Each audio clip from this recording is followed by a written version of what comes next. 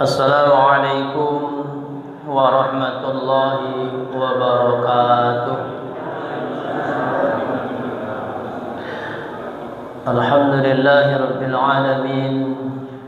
Wassalatu wassalamu ala asrafil anbiya'i wal mursalin wa ala alihi wa sahbihi ajma'in. Asyhadu an la ilaha illallah wahdahu la syarika lah wa asyhadu anna Muhammadan 'abduhu wa rasuluhu la nabiyya ba'dahu. Allahumma salli wa sallim ala nabiyyina sayyidina Muhammadin sallallahu alaihi wasallam wa ala alihi wa sahbihi wa man tabi'ahum bi ihsanin ila yaumiddin. Amma ba'd, ayyuhal hadirun wal hadirat, Bapak Ibu jamaah Masjid Al-Amanah yang dimuliakan Allah. Alhamdulillah, kita bersyukur kepada Allah. Malam hari ini kita masih diberikan nikmat oleh Allah sehingga kita bisa hadir di majlis yang mulia ini, insyaallah. Majlis ilmu, majlis zikir, majlis yang dirahmati dan diberkahi oleh Allah Subhanahu wa taala. Mudah-mudahan kehadiran kita dan duduknya kita membawa keberkahan dalam kehidupan kita, insyaallah. Bapak Ibu jemaah yang dimuliakan oleh Allah Subhanahu wa taala, malam hari ini kajian hadis kita tentang tertundanya amalan.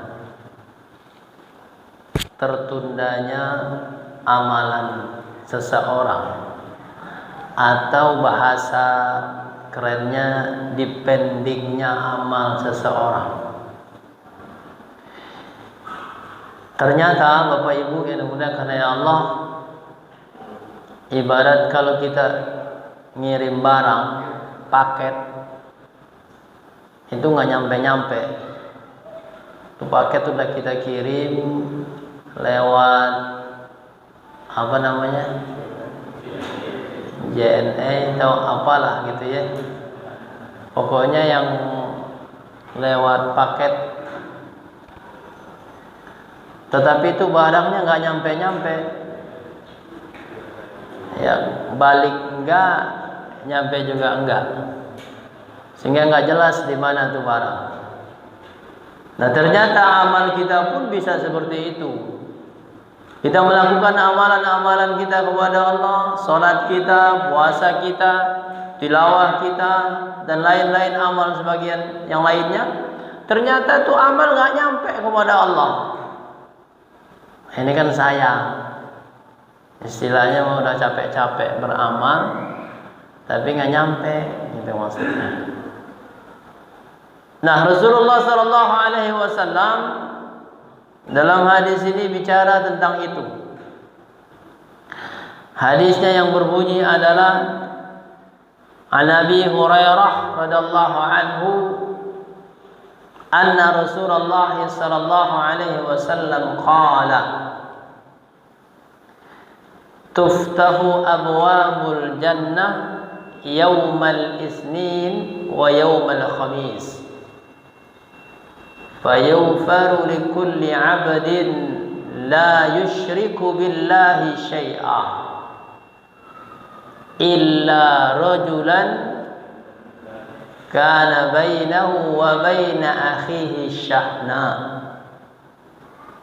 fayuqalu anziru hazaini hatta yastaliha anziru hazaini hatta yastaliha anziru hazaini hatta yastaliha. Rawahul Muslim. Jadi hadis ini hadis sahih, diriwayatkan oleh Imam Muslim, terdapat dalam Sahih Muslim. Bapak Ibu yang dimuliakan oleh Allah, saya tidak terjemahkan hadis ini karena saya yakin Bapak Ibu sudah paham terjemahannya. Insya Allah. Alhamdulillah.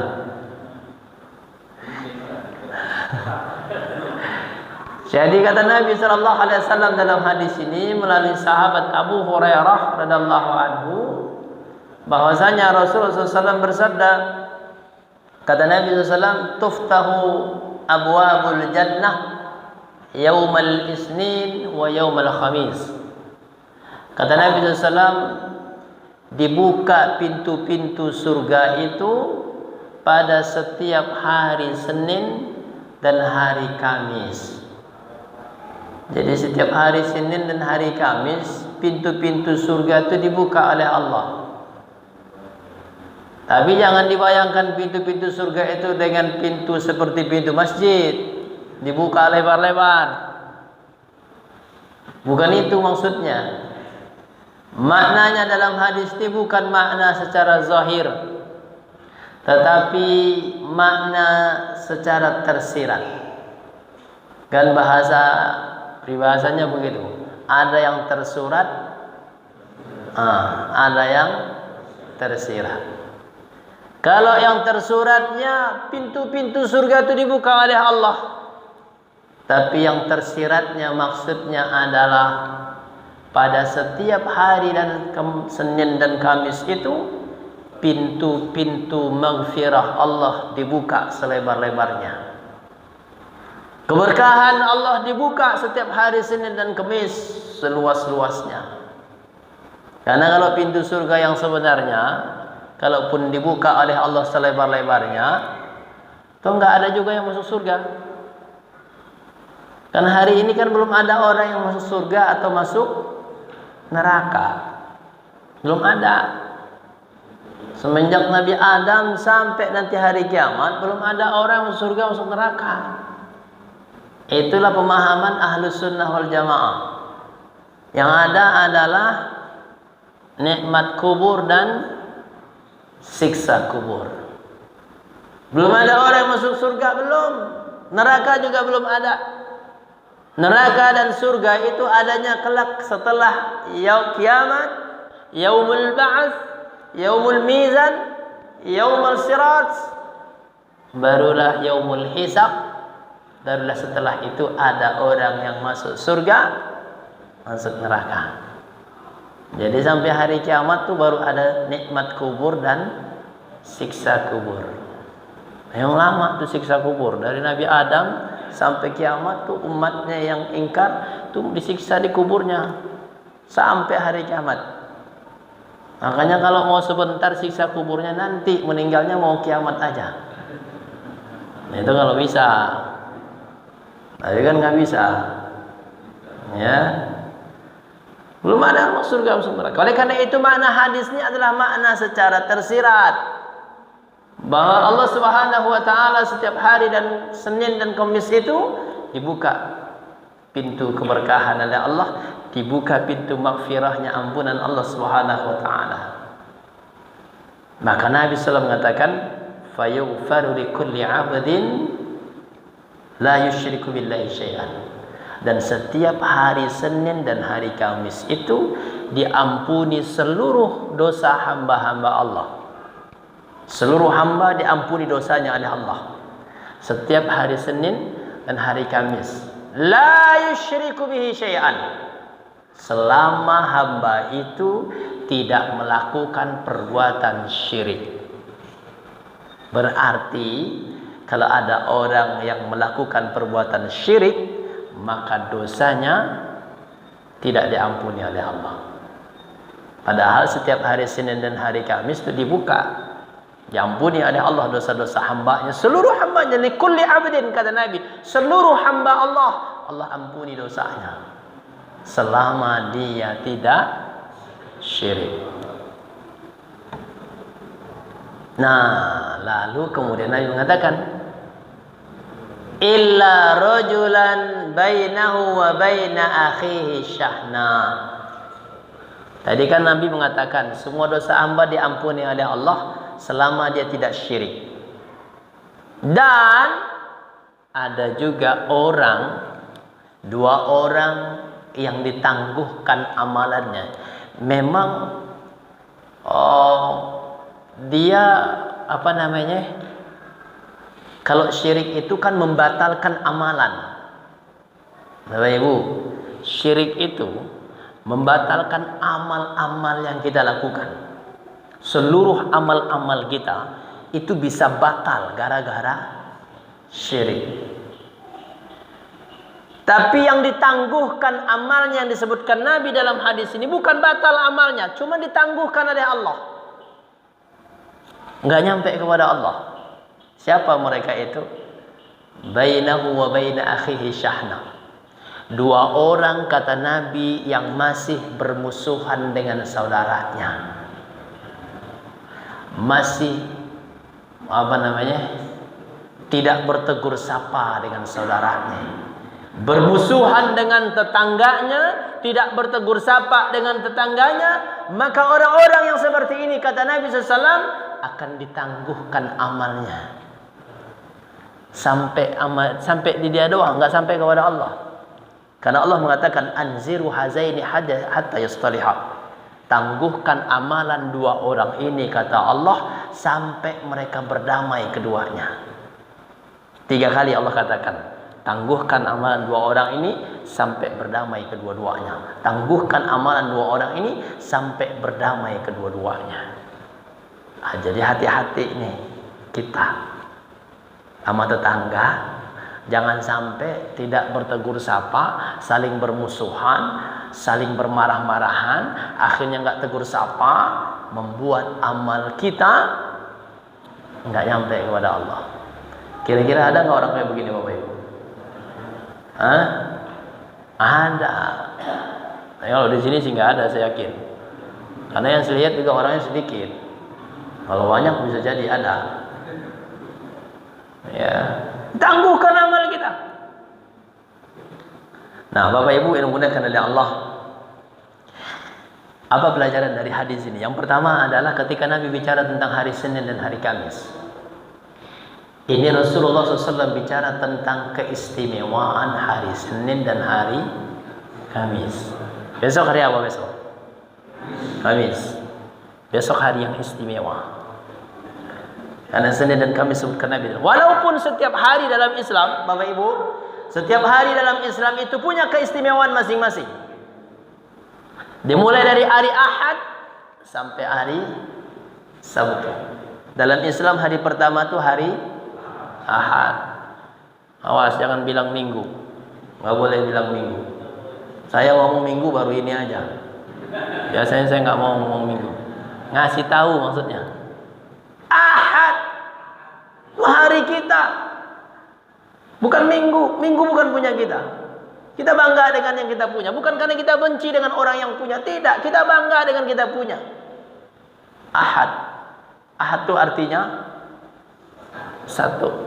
Hari pertama itu hari Ahad dalam Islam. Isnin artinya dua. Selasa 3. Kan Bapak pasti hafal banget ayatnya.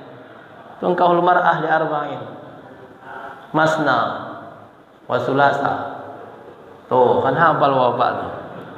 Nikahi oleh wanita itu yang baik 2, 3 dan ada sulasanya tuh. Kalau ya. Selasa hari ketiga, hari keempat Arbi'a, bahasa Arabnya arba'un, arba'atun, arbi'a, Rabu. Hari keempat. Hari kelima khamsun, bahasa Arabnya khamsun atau khamsatun, Khamis, hari Kamis, hari kelima. Hari Jumat, hari yang ke-6. Kenapa disebut dengan Jumat? Bukan dengan nama bilangan, karena hari Jumat itu adalah hari berkumpulnya seluruh kaum muslimin. Makanya disebutlah hari Jumat. Asal katanya dari jamaah, berkumpul. Hanya hari Jumat itu orang ngumpul semua. Kenapa? Karena ada Jumat berbagi. Makanya ngumpul semua di masjid. Yang nggak pernah datang ke masjid dia. Ada Jumat barokah dia. Makan gratis. Tapi nggak apa-apa. Betul nggak Bapak Ibu? Iya. Hari berkumpul. Itulah sebabnya bagusnya itu kalau sekolahan itu liburnya hari Jumat. Karena sekolahan Islam itu liburnya hari Jumat. Dulu waktu saya pesantren liburnya hari Jumat. Masuk hari Sabtu sampai hari Kamis, Jumat libur. Dulu saya begitu santrennya. Beda dengan yang lain. Yang lain kan hari Ahad liburnya. Dulu saya hari Jumat. Makanya suka bentrok dengan orang tua. Orang tua liburnya Sabtu Ahad. Nah kita masuk. Ya, sudah Jumat. Dan harusnya memang hari Jumat. Kalau tidak salah di Saudi itu hari Jumat liburnya kalau nggak salah. Iya Bapak Ibu ya. Kalau nggak salah hari Jumat liburnya. Walaupun sekarang perubahan di Saudi itu luar biasa Bapak Ibu. Hanya Madinah dan Makkah saja yang belum berubah. Tapi kalau yang lainnya, nauzubillah. Saya kemarin nonton di spot apa tuh yang Trans 7 itu TV-nya spot apa namanya? Spotlight itu. Waktu dibahas tentang perubahan Saudi hari ini. Luar biasa dahsyat perubahannya. Saya juga kaget dengan perubahan itu. Hanya Madinah dan Makkah yang masih konsisten dan istiqomah. Tapi kalau yang lainnya, nauzubillah, perubahannya luar biasa. Kebebasan perempuan itu sudah luar biasa sekarang. Ya, dulu tuh perempuan tuh nggak boleh nonton bola. Sekarang mau boleh bebas. Selama anaknya Raja Salman sekarang siapa namanya tuh? Yang pangerannya sekarang itu, Menteri Pertahanan itu. Itulah yang buat perubahan itu. Ya, tapi ini tanda-tanda hari kiamat. Baik, Bapak Ibu dimudahkan oleh Allah.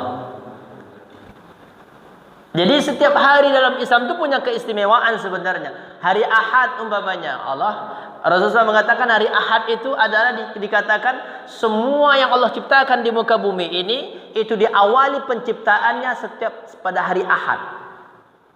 Keistimewaan hari Ahad. Hari Senin itu inilah hadis disebutkan oleh Nabi SAW. Senin. Kemudian hari Selasa. Apa keistimewaan hari Selasa? Dalam Islam hari Selasa itu disebut dengan hari berdarah. Kenapa? Karena pada hari Selasa itulah pertama kali Hawa haid. Ya, Hawa istrinya Nabi Adam. Haidnya pada hari Selasa. Atau pada hari Selasa itulah Qabil itu membunuh Habil, anaknya Adam alaihissalam, hari Selasa. Makanya disebut dengan hari berdarah. Hari Rabu, hari tadi ini, ada istimewanya apa? Rasulullah mengatakan melalui hadis Al-Baihaqi mengatakan bahwa hari Rabu itu adalah hari doa kita diijabah oleh Allah. Kapan waktunya? Ba'da zawal, kata Nabi. Setelah ba'da zawal itu setelah zuhur sampai asar. Hari Rabu setiap setelah zuhur sampai asar, menjelang asar, itu doa kita dijawab oleh Allah. Walaupun orang sering mengatakan hari Rabu itu hari sial. Nggak ada dalam Islam hari sial. Ya, karena ada hari sial itulah kadang-kadang kita mau nikahin anak hitung-hitung hari. Ini hari apa nih cocoknya nih? Begitu hitung-hitung, wah nggak ada yang cocok, nggak nikah-nikah tuh bocah. Nggak ada yang cocok harinya. Padahal hari yang paling bagus yang saya kasih tahu Bapak Ibu, kalau mau menikahkan anak atau cucu nanti, hari yang paling bagus menikahkan anak atau cucu itu hari Ahad, nggak ada lagi yang lain. Bapak Ibu tahu kenapa hari Ahad yang paling bagus? Karena hari Ahad itu libur, orang kalau diundang datang. Emang begitu? Ya, karena semua hari itu bagus. Nggak ada yang hari sial itu nggak ada dalam Islam. Semua hari bagus Allah ciptakan. Ya, hari Kamis ayat hadis ini. Hari Jumat jelas Sayyidul Ayyam kata Nabi SAW. Hari Jumat itu ada penghulu semua hari. Bahkan keistimewaan hari Jumat itu banyak sekali dalam hadis-hadis Nabi SAW. Bahkan orang yang meninggal pada malam dan atau hari Jumat, maka dia dijaga oleh Allah dari fitnah kubur. Man mata yaumu wa lailul jum'ah, barang siapa yang meninggal hari atau malam Jumat, wafaqallahu min fitnati kubur, maka Allah jaga dia dari fitnah kubur. Ya, makanya itu kalau bisa kita meninggalnya hari Jumat atau malam Jumat, husnul khotimah. Besok nih 2 hari lagi nih Jumat, betul nggak Bapak Ibu? Mudah-mudahan kita meninggal semua besok Jumat atau malam Jumat. Amin. Kalau takut kan? Kan husnul khotimah hari Jumat atau malam Jumat. Ya. Tinggalnya kapan? Malam Jumat, Ustaz. Lagi ngapain? Nenggok botol. Nah itu sih nggak benar. Nenggok botol tinggalnya hari Jumat. Baik ya. Nah, Nabi SAW bicara dalam hadis ini tentang hari Senin dan hari Kamis. Apa keistimewaan dua hari luar biasa? Satu, keistimewaan hari Kamis, Senin Kamis. Bahwa Nabi SAW menghidupkan puasanya setiap hari Senin dan Kamis. Kenapa Nabi menghidupkan puasanya setiap hari Senin Kamis? Kalau hari Senin ketika Nabi ditanya, Su'ilan Nabi SAW an saumi isnin. Ketika Nabi ditanya tentang hari Senin, kenapa Nabi puasa? Apa jawaban Nabi SAW? Wulidtu fihi. Pada hari itu aku dilahirkan, kata Nabi SAW. Jadi Nabi itu lahirnya hari Senin. Makanya Nabi puasa hari Senin itu, karena hari Senin itu saya dilahirkan, kata Nabi SAW. Dan pada hari Senin itu aku diangkat menjadi Rasul, kata Nabi SAW. Dan pada hari itu juga Al-Quran pertama kali diturunkan oleh Allah. Makanya saya puasa hari Senin, kata Nabi. Dan bahkan Nabi mengatakan, setiap hari Senin dan hari Kamis itu tu'radu a'malun nas. Setiap hari Senin dan hari Kamis itu, kata Nabi SAW, diangkat seluruh amal-amal kita kepada Allah. Maka Nabi mengatakan, wa ana uhibbu. Dan aku senang, kata Nabi SAW, aku suka ketika amalku diangkat oleh Allah setiap hari Senin dan Kamis itu, ketika itu saat sedang puasa. Tuh Bapak Ibu, setiap hari Senin, Kamis, amal kita diangkat oleh Allah. Tapi itu pun selama kita tidak bermusuhan dengan saudara kita. Diangkat oleh Allah amal kita setiap hari Senin Kamis, diangkat. Dan aku ingin, kata Nabi SAW, ketika amalku diangkat oleh Allah, saat itu aku sedang berpuasa. Makanya Bapak Ibu, keistimewaan ibadah puasa itu dibanding dengan ibadah yang lain memiliki keistimewaan. Ya, salah satu keistimewaan ibadah puasa itu bahwa saat kita berpuasa dianjurkan kita untuk melakukan amal-amal yang lainnya. Beda dengan ibadah yang lain. Di saat kita sedang melakukan ibadah itu, kita nggak boleh melakukan amalan atau ibadah yang lain lagi. Contoh, sholat. Boleh nggak orang sholat sambil baca Quran? Hah, Bapak Ibu? Orang sholat sambil baca Quran, boleh atau tidak? Kagak boleh. Hanya bolehnya bacaan dalam sholat itu saja. Boleh nggak orang sholat bersedekah? Hah? Dia lagi sholat nih, kotak infak lewat, sedekah dia. Boleh atau tidak? Batal sholatnya. Nggak boleh. Ya. Atau ketika saat sholat dia berzikir kepada Allah, boleh? Tidak boleh. Kenapa? Karena dia hanya boleh melakukan amalan sholat itu saja pada saat sholat. Sama dengan tilawah Quran. Boleh nggak kita tilawah Quran sambil tilawah Quran main HP? Boleh atau tidak? Kagak boleh. Nggak boleh sambil main HP berquran. Berquran di sini, dia HP-nya di sini. Begitu auzubillahi minasyaitonirrajim, bismillahirrahmanirrahim, WA masuk, langsung dilihat. Auzubillah bismillahnya baca WA ternyata. Ada kan yang begitu? Nggak ada. Ya, nggak boleh sambilan baca Quran. Kalau baca Quran aja. Kalau main HP aja. Betul tidak? Iya, harusnya begitu. Baik ya. Tapi ibadah puasa, nah inilah istimewanya. Tapi kalau orang yang sedang berpuasa, justru Nabi anjurkan dalam kondisi berpuasa, perbanyak amalan, perbanyak salat, perbanyak sedekah, perbanyak tilawah Quran, perbanyak berzikir di saat kita berpuasa. Kenapa? Karena nilainya di saat puasa itu lebih besar di sisi Allah. Itulah sebabnya Nabi mengatakan, aku suka ketika saat aku berpuasa, amalku diangkat oleh Allah. Makanya puasa Nabi itu Senin Kamis dihidupkan. Nih besok hari Kamis nih, insya Allah nih kita puasa semua insya Allah. Amin. Sedikit sekali yang amin. Ya, Kamis, Senin Kamis puasa insya Allah. Hidupkan puasa kita. Kenapa? Amal luar biasa. Kemudian hari Kamis, selain puasa dianjurkan oleh Rasulullah SAW, hari Kamis itu ternyata Nabi SAW, hari Kamis itu hari yang paling disukai Nabi kalau bepergian.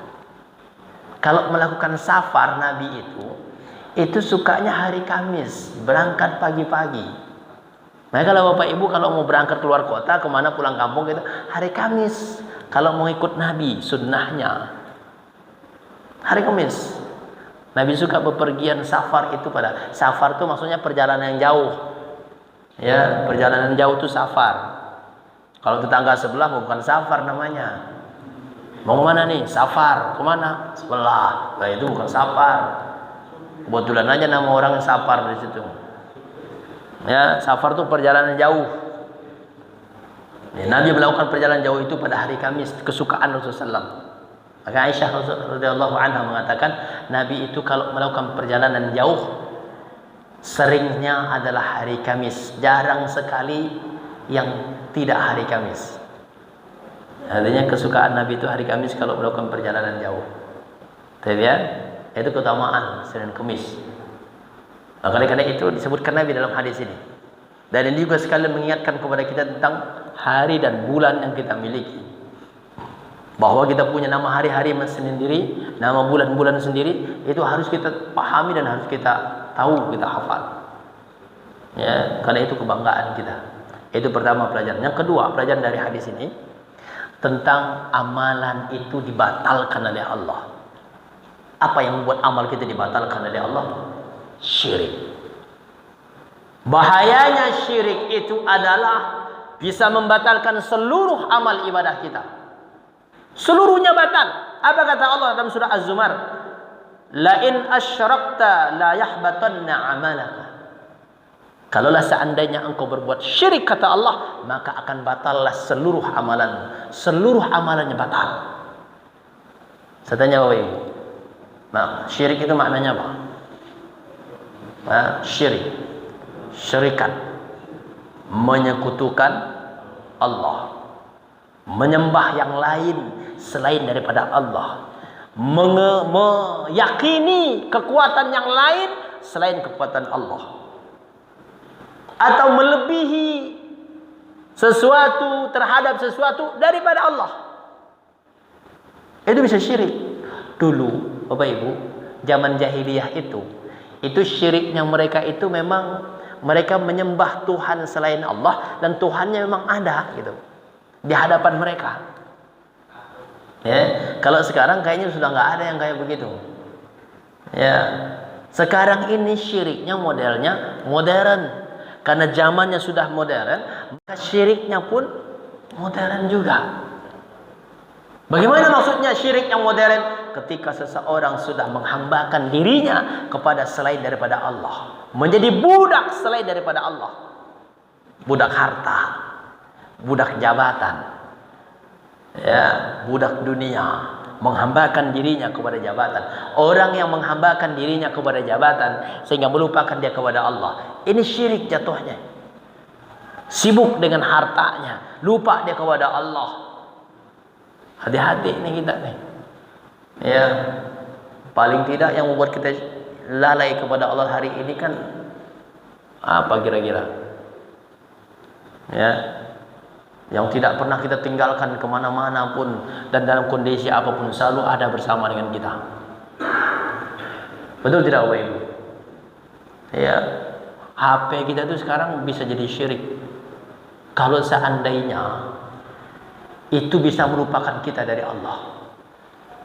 Orang kalau azan berkumandang kadang-kadang lagi main HP ini, azan berkumandang nggak dengar dia, main HP terus. Ada tidak? Ada banyak. Orang kalau saya berangkat ke masjid di tempat saya ini Bapak Ibu, ngelewatin pos satpam, azan berkumandang tuh orang-orang ada pos satpam itu semuanya main HP. Padahal azan berkumandang dan corongnya mic itu ke situ, ke pos security-nya. Ya. Kadang-kadang saya lewat juga mereka ngeliat orang ngeliat HP semua. Kalau saya lewat sih masih mending, berhenti semua, Ustaz gitu. Takutan nama saya daripada Allah mereka. Nggak enak gitu maksudnya. Kalau saya kan orangnya ngomong langsung aja, salat dibilang, main HP. Padahal azan berkumandang. Ini HP ini luar biasa sekarang dan nggak bisa kita tinggalkan. Memang ada positifnya, tapi negatifnya luar biasa. Orang kalau ketinggalan HP-nya berangkat kerja, balik lagi atau tidak? Balik dia. Tapi kalau istrinya ketinggalan, biarin. Itu katanya. HP ketinggalan, balik dia. Benar. Iya. Makanya karena itu jangan sampai HP ini membuat kita sampai melalaikan kita dari Allah. Ke masjid bawa HP boleh atau tidak? Boleh. Siapa yang larang? Enggak ada yang larang. Boleh. Selama tidak mengganggu orang. Silahkan. Dan tidak melalaikan kita dari Allah. Kadang-kadang kan kayak saya kalau saya sih nggak pernah bawa HP ke masjid. Kalau ada umpamanya kita nih, saya nggak bawa HP Ustaz. Justru Ustaz, kalau ditinggal bahaya. Kalau ditinggal di rumah bahaya, begitu katanya. Bahayanya apa? Saya bilang, nah kalau dia nelpon, istri kita yang angkat, udah bahaya, begitu katanya. Itu orang nggak benar udah. Iya, makanya saya nggak pernah bawa HP saya ke masjid. Kenapa? Karena saya udah kasih tahu kalau saya ke masjid saya nggak bawa HP, jangan nelpon, begitu. Betul nggak Bapak Ibu? Betul ya. Jadi syiriknya modern sekarang. Dan kalau sudah itu melupakan kita dari Allah, musyrik. Dan membuat amal kita akan dibatalkan. Dan Nabi Sallallahu Alaihi Wasallam selain syirik besar itu syirik asghar. Apa tuh syirik asghar? Riya. Riya itu memang tidak membatalkan seluruh amal kita, tapi membatalkan amal di saat kita melakukan itu saja. Tapi kalau syirik akbar itu membatalkan seluruh amal. Syirik asghar itu hanya membatalkan saat kita melakukan amal itu. Ya, itu bahayanya. Makanya Nabi SAW sangat khawatir dengan syirik. Termasuk syirik asghar juga Nabi sangat khawatir. Karena seluruh manusia, kata Nabi, seluruh umatku punya potensi memiliki syirik asghar itu, riya itu. Maka ini harus kita waspadai. Tapi kita juga nggak boleh menjustis orang ketika melakukan amalan tidak ada harapan orang banyak lalu kita katakan dia riya, nggak boleh juga. Karena yang tahu riya atau tidak Allah dan dia saja. Kita tidak berhak untuk menghukumi orang, menghakimi orang, oh ini riya nih, nggak boleh. Kita nggak punya hak dan kita tidak tahu riya atau tidaknya. Ternyata dia bukan riya, dia rio, laki-laki. Ya, Bapak Ibu dimulakan dari Allah. Ini bahaya syirik. Ya, karena membatalkan seluruh amal ibadah kita. Nah, masalah yang kedua dalam hadis ini, pelajaran yang ketiga adalah bahwa kalau syirik itu membatalkan amalan kita di sisi Allah. Jadi dalam Islam itu Bapak Ibu ada perintah Allah yang kalau kita tidak lakukan maka seluruh amal kita Allah tidak akan lihat. Perintah. Dan ada larangan Allah yang kalau kita langgar larangan itu seluruh amalan kita batal. Yang pertama, perintah Allah. Kalau kita tidak lakukan perintah itu, maka seluruh amal kita tidak akan dilihat oleh Allah. Apa perintah itu? Salat fardu. Salat fardu itu perintah Allah, wajib hukumnya. Kalau ada orang yang tidak melakukan salat fardunya, maka seluruh amalnya tidak akan dilihat oleh Allah. Hati-hati ini. Ya. Jadi jangan pernah bangga. Saya pernah sampaikan kepada Bapak Ibu, jangan pernah bangga kita dengan kita punya anak sudah balik di rumah, sudah balik, usianya sudah sampai usia dewasa, tapi tidak melakukan salat fardunya. Tapi kita sering mengatakan, saya alhamdulillah Ustaz, anak saya mah nggak kemana-mana, di rumah aja, pergaulan bebas juga enggak, narkoba juga enggak, dia mah di rumah aja, pokoknya nurut. Cuman ya itu, kenapa emangnya? Dia nggak sholat. Itulah masalah yang paling besar. Ya, itu masalah paling besar. Bapak Ibu tahu, iblis itu, syaitan itu, kalau ada orang yang tidak salat fardu, maka iblis dan syaitan tidak lagi memiliki atau tidak lagi menginginkan untuk menggoda orang itu. Kata iblis sama syaitan, dia mah udah nggak perlu digoda lagi udah. Kenapa? Dosa besar sudah dilakukan olehnya.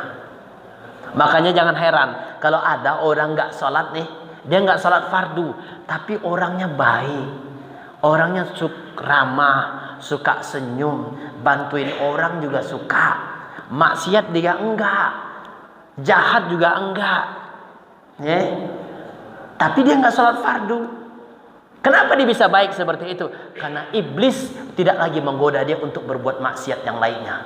Kenapa? Sudah cukup dosa meninggalkan sholat itu mewakili seluruh dosa besar yang ia lakukan. Itulah bahayanya meninggalkan sholat fardu. Jadi bagi iblis tuh, ini nggak perlu lagi digoda ini orang. Kenapa? Dia udah nggak sholat. Kalau masih sholat masih digoda. Tapi kalau sudah tidak sholat nggak perlu digoda lagi udah. Walaupun dia tidak berbuat maksiat, walaupun dia tidak berbuat dosa, tapi pokok dari dosa itu dia sudah lakukan. Nah kan jangan heran kalau ada orang baik kelihatannya walaupun dia nggak sholat, tapi kayaknya orangnya baik banget, ramah banget, suka bantuin orang juga, tapi nggak sholat. Kenapa? Iblis tidak lagi menggoda dia. Pertama, larangan yang membuat amal kita seluruhnya dibatalkan oleh Allah. Kalau kita langgar larangan itu, itulah dia syirik. Allah melarang kita untuk berbuat syirik. Kalau kita langgar itu, seluruh amal kita dibatalkan oleh Allah. Amal kita nggak ada sisi Allah. Nah, yang kedua, bahwa memang ada amalan yang tidak dibatalkan oleh Allah, tapi ditangguhkan oleh Allah amalannya, tidak sampai kepada Allah. Siapa mereka itu? Bainahu wa baina akhihi syahna. Orang yang masih bermusuhan dengan saudaranya. Saudara dalam hadis ini maksudnya siapa? Apakah saudara kandung? Apakah saudara famili? Ada hubungan keluarga? Tidak.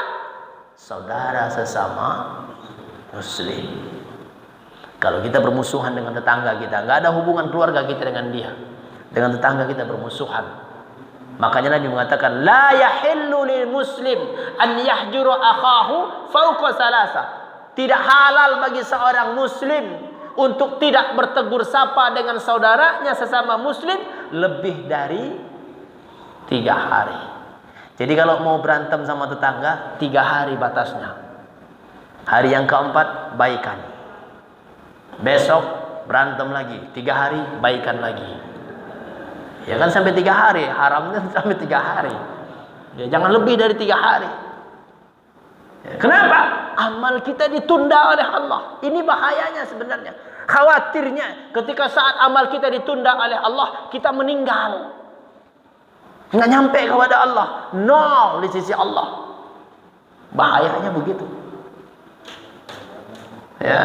Jadi apa perintah di balik hadis ini? Perintahnya adalah bagaimana kita menjaga hubungan baik dengan saudara kita. Haram saling bermusuhan.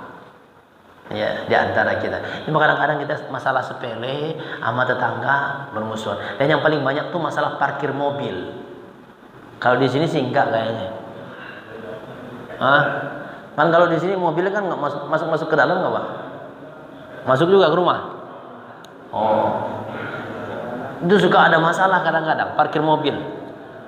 Dia parkir mobil depan rumah orang lain sehingga orang mau keluar nggak bisa. Dia mau cuek aja udah. Karena di halaman rumah dia, di jalan halaman rumah dia nggak mau tahu dengan orang lain. Ada tidak orang kayak begitu? Ada. Saya mengalami itu. Makanya saya bilang ada. Ya, saya pernah sampaikan bahwa itu tetangga saya memang. Tapi dia selalu minta maaf sama saya. Kalau ketemu besok pagi itu dia jawab, maaf Ustaz, semalam saya lupa. Yang suka saya itu kan hari Sabtu Ahad. Karena Sabtu Ahad itu sebelum subuh saya udah jalan. Saya takut kalau pakai motor begal. Ustaz takut begal juga. Takut saya sama begal. Karena begal tuh nggak ngelihat Ustaz apa kagak. Dihajar aja sama dia. Iya, jadi keluar kalau jauh ke Bekasi Utara tuh saya nggak berani pakai motor, pakai mobil. Nah, begitu mobil mau keluar, mobil dia di depan rumah saya, kan nggak bisa keluar. Tapi besoknya dia langsung minta maaf. Maaf Ustaz, semalam saya ketiduran, jadi nggak sempat mindahin mobil. Ya jawaban saya apa adanya. Iya Pak, nggak apa-apa. Udah begitu.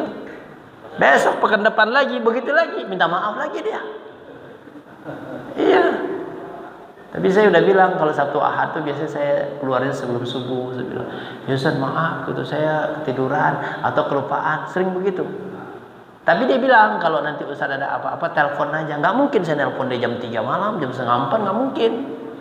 Minta dipindahin mobilnya kan nggak mungkin, nggak enak juga kita. Gitu maksudnya. Tapi ya saya sih, ya saya maafkan aja gitu maksudnya. Tapi kata dia gini, dia kasih kartu nama sama saya, Ustaz, kalau ada dia tuh perwira dia TNI, makanya dia begitu. Perwira dia TNI, ya lumayan lah pangkatnya. Ya, makanya saya juga ya udah biarin aja lah. Begitu dikasih nama, Ustaz, kartu nama Ustaz, kalau ada apa-apa di jalan, telepon saya aja. Nah ini nih saya bilang gitu. Jadi sebagai kompensasinya begitu maksudnya. Mobil saya nggak bisa keluar, nanti kalau ada apa-apa telepon dia gitu. Tapi Bapak Ibu, ini masalah tangga. Oleh karena itu masalah-masalah kita sebagai tetangga juga harus tahu tentang hak orang lain. Jangan sampai kita menyakiti orang lain. Ini menjaga hubungan gitu maksudnya. Hadis ini menjelaskan kepada kita bagaimana kita menjaga hubungan ukhuwah di antara kita, persaudaraan di antara kita. Karena inilah yang wajib yang harus kita jaga. Jangan sampai masalah-masalah yang tidak prinsip, masalah-masalah sepele membuat kita ini menjadi rusak hubungan kita. Itu yang harus kita jaga. Dan hadis ini menjelaskan kepada kita tentang itu. Karena kalau kita sudah bermusuhan dengan saudara kita, amal kita ditunda oleh Allah. Nah, karena itu wajib hukumnya kita menjaga ukhuwah. Makanya kalau saya gambarkan nih Bapak Ibu nih, tentang bagaimana para sahabat Nabi tentang ukhuwah mereka.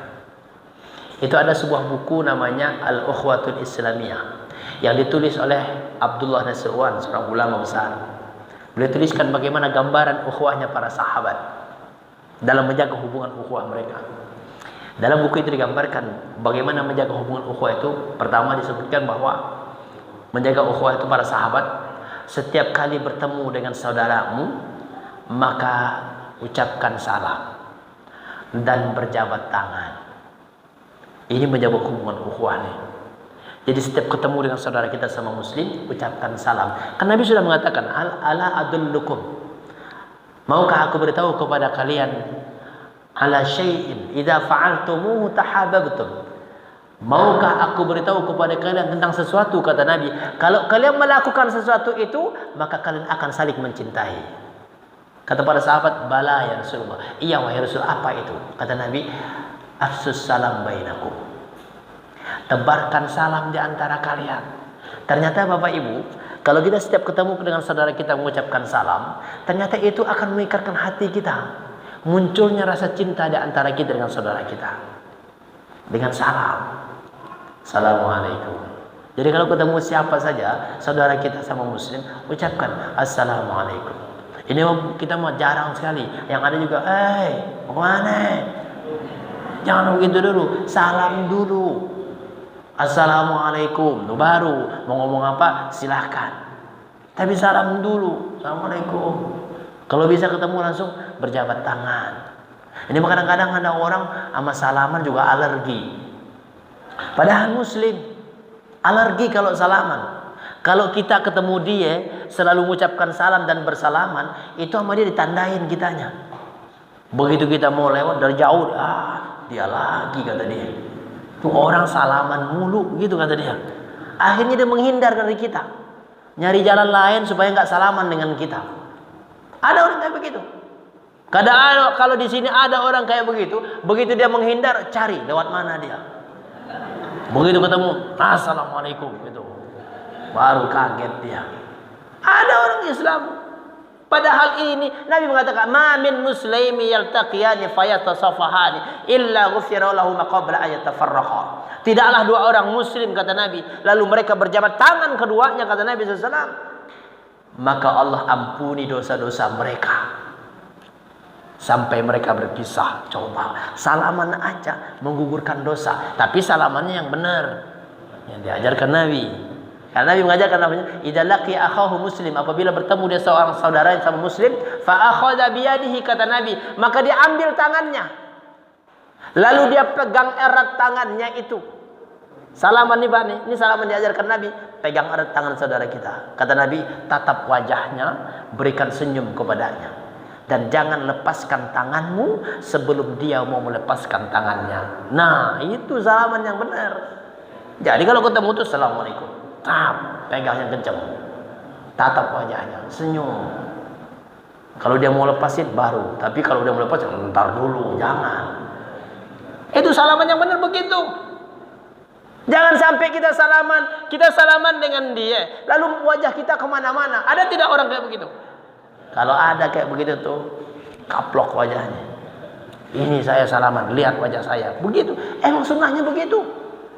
Nggak boleh kita salaman dengan siapa, lalu wajah kita ngobrol dengan orang lain, nggak boleh. Ngelengos. Nggak boleh. Ibu-ibu tuh sering begitu tuh kalau ibu-ibu. Oh, nggak ada ya. Hati-hati.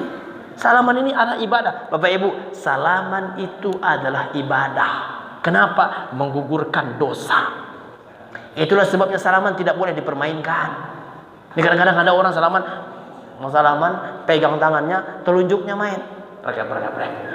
Ada nggak begitu tuh? Mana orangnya? Nggak boleh salaman itu dimainkan, nggak boleh. Kenapa? Hubungannya dengan ibadah, dosa. Ya, jangan. Salaman yang sunnah Nabi SAW, pegang tangannya, tatap wajahnya. Pertama itu. Yang kedua kata Nabi SAW, mau menjaga hubungan ukhuwah itu, para sahabat, ungkapkan rasa cintamu kepada saudaramu.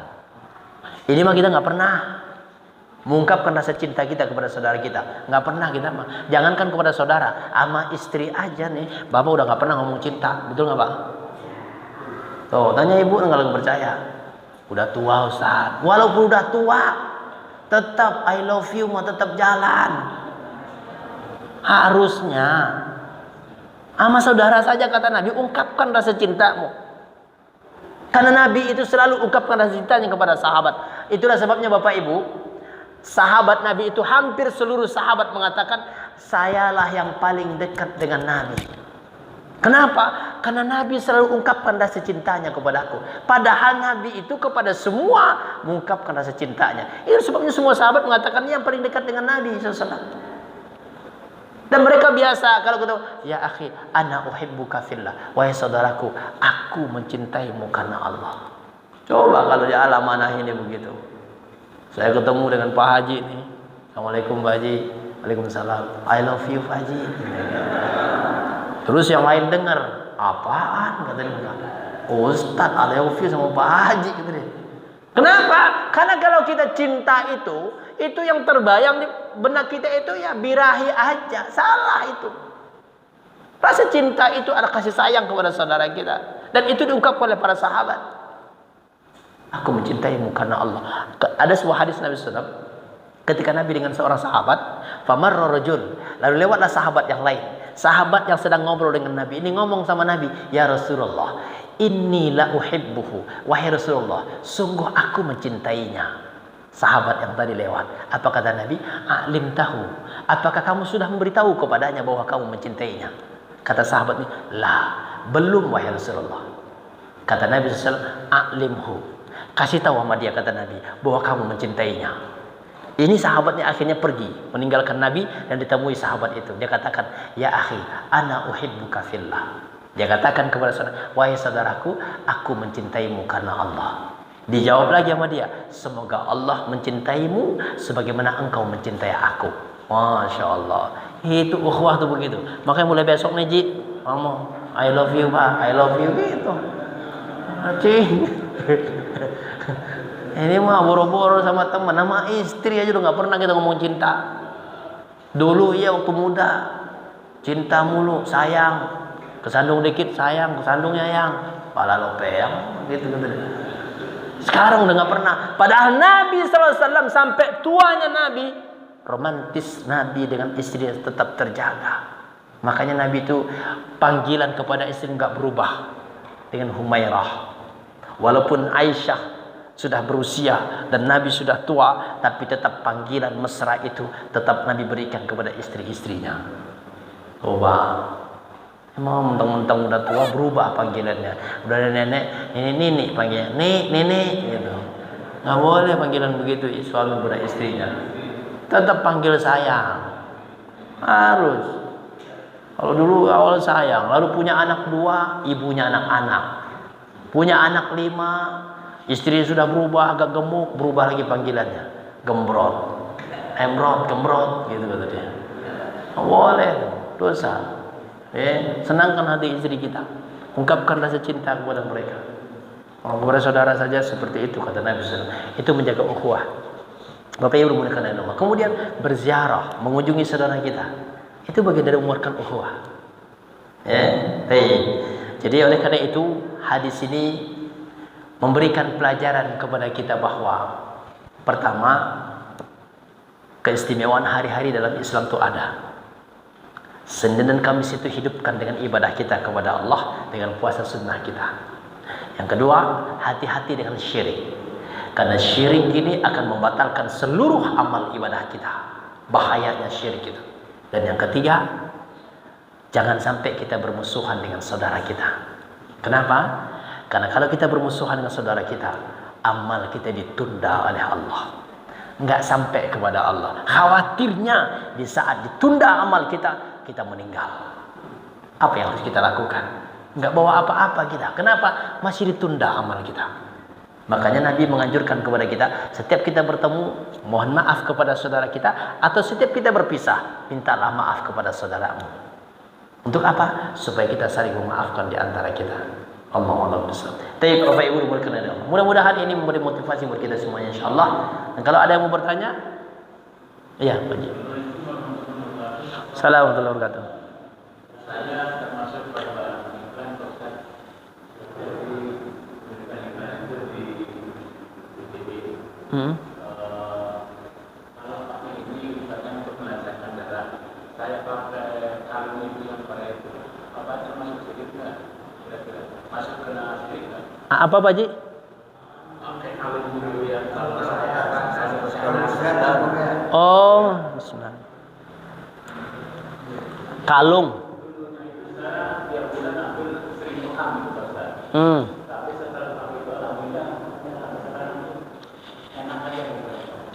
Tapi secara medis kan, kalau ada magicnya, nah itu yang tidak boleh. Tapi kalau secara medis ada penelitian dan sebagainya, lalu itu yang membuat kita berkurang sakitnya itu karena melalui ada penelitian dan medis itu boleh. Tapi kalau karena magicnya ada, lalu kita yakin dengan itu, nah ini yang jatuh syiriknya.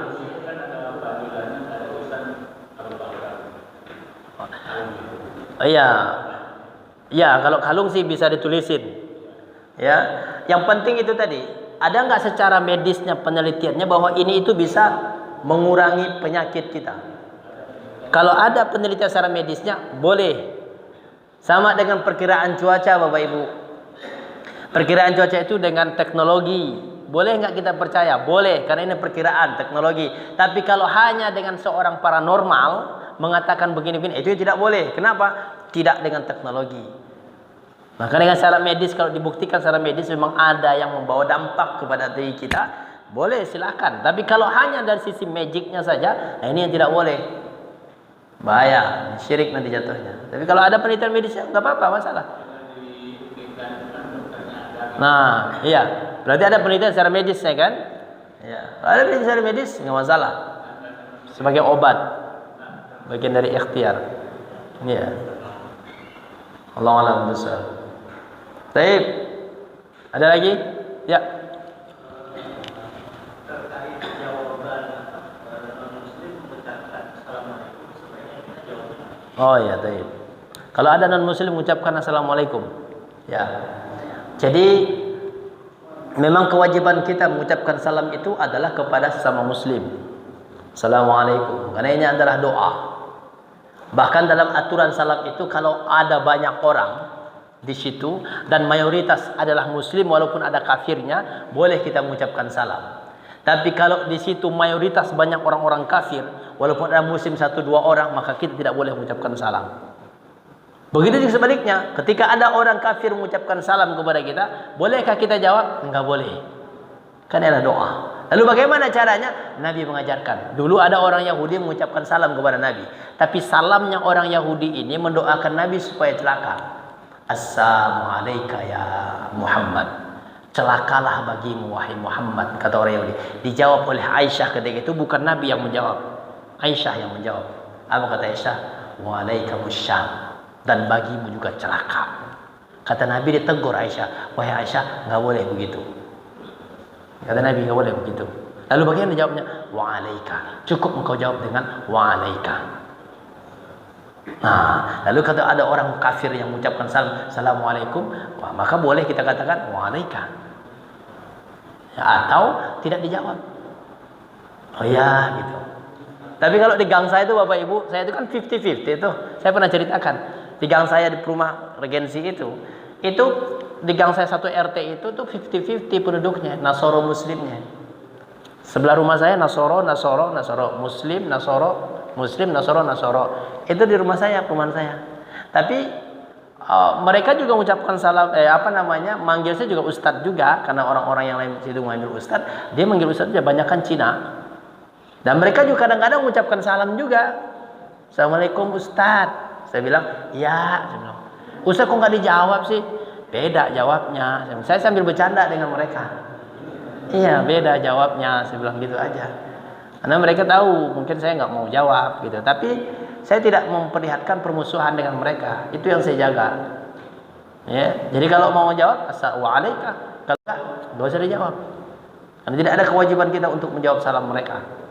Tapi kalau sama Muslim baru mengucapkan salam itu sunnah, maka menjawabnya wajib. Wajibnya fardu kifayah. Ya, Allah a'lam bishawab. Kalau yang menjawab Muslim salam.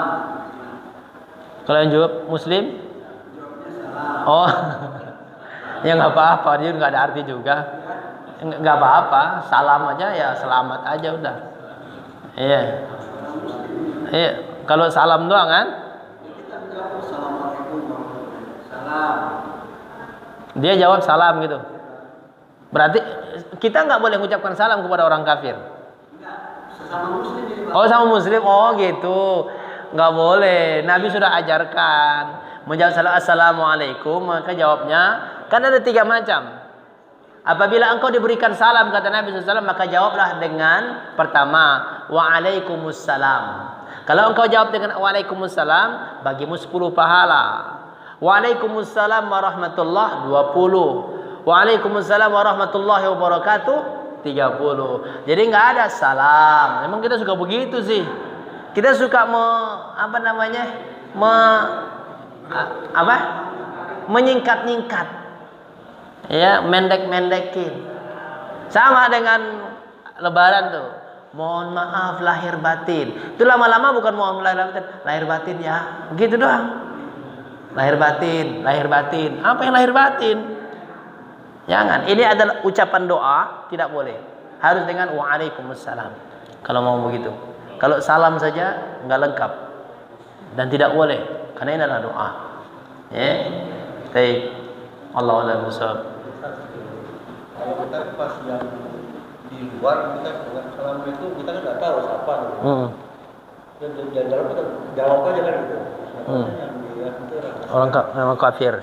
Makanya itu refleks ya. Kalau refleks nggak apa boleh buat. Tapi kalau mau kita keluar dulu lihat siapa yang mengucapkan salam. Tapi kalau sudah refleks, waalaikumsalam ya sudah, apa boleh buat. Ya, yang kita nggak tahu siapa yang mengucapkan salam. Tapi kalau mau, sama dengan ketika kita saat menerima telepon, saya biasanya Pak, kalau nomor tidak saya tahu nomornya, dia mengucapkan salam, gitu ya. Saya nggak mau mendahului salam itu. Dan kalau dia mengucapkan salam, saya tanya dulu. Kalau dia Muslim, tapi nanyanya bukan Bapak Muslim nggak juga. Kan biasanya dari bahasa juga kita tahu biasanya. Ya, tapi untuk mengucapkan salam pertama saya nggak mau. Khawatirnya dia bukan Muslim. Paling saya katakan halo. Itu kalau nomor yang tidak saya kenal. Halo gitu. Nah kalau mengucapkan salam, assalamualaikum. Kita tahu dengan salamnya, ini Muslim nih, baru kita jawab. Nah gitu. Walaupun kalau kita tidak tahu, apakah kita dosa juga? Enggak juga. Orang yang tidak tahu terbebas dari dosa. Termasuk mengucapkan salam. Orang kita di dalam, assalamualaikum. Itu sama dengan orang Cina juga begitu. Mereka itu kalau salam, insya Allah, itu fasih-fasih Bapak Ibu. Fasih banget ucapannya orang-orang Cina juga. Insya Allah gitu. Assalamualaikum. Itu mereka begitu fasih-fasih ucapannya. Ya. Kalau arisan kan saya pernah ceritakan, arisan di rumah saya. Orang-orang enci-enci itu pada datang. Datang ke rumah saya, salamnya luar biasa. Assalamualaikum Pak Ustadz gitu. Tapi saya jawabnya, masuk Ci. Saya bilang, kok nggak dijawab sih? Ya, jawabnya udah dijawab. Saya bilang gitu. Masuk Ci, masuk dia. Ya, insya Allah gitu. Dia lihat buku saya banyak. Pak Ustadz, bukunya bagus-bagus ya, gitu kata dia. Saya bilang, baca aja Ci. Gitu. Kata dia, enggak ya, nanti saya terpengaruh. Gitu kata dia. Iya ngomong gitu dia, karena saya suka dengan mereka canda juga, jadi bercanda juga. Enggak ya, nanti saya terpengaruh kata dia. Ya, baik. Allahu a'lam bishawab. Assalamualaikum warahmatullahi wabarakatuh.